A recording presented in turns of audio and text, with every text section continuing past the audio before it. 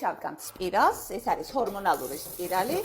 პაციენტი 2 წლის განმავლობაში აქვს ჭარბი მენსტრუალური სისხლძენა, ვინაიდან დიაგნოსტირებულია საშვილოსნოს მიომა ენდომეტრიოზთან ერთად, შეთავაზებული იქნა ოპერაციული მკურნალობა, თუმცა პაციენტი ეძებდა ალტერნატიულ გზას და ჩვენ შევთავაზეთ სპირალი მირენა, რომელსაც დავაკვირდებით 3 თვის განმავლობაში. და მე ველოდები, რომ ციკლი შემცირდება, ტკივილები, რა თქმა უნდა, ალაგდება და შესაძლებელია მიომატოზური კვანძებით ზომაში თანდათანობით შემცირდეს.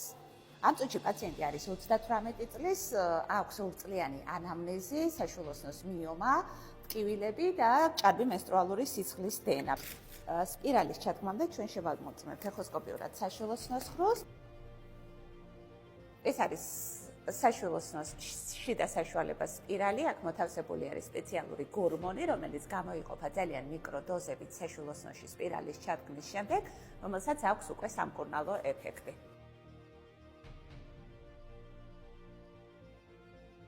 მოვჭით. ეს იყოს ეს არის საშვილოსნოს ხრო, თეთრი ხაზი არის სპირალი, რომლის ბოლოც ფუძეში არის მოთავსებული, ეს მას ნიშნავს, რომ სპირალი დგას სწორად. აბა, როგორ ახლა? კარგად. ძალიან კარგი.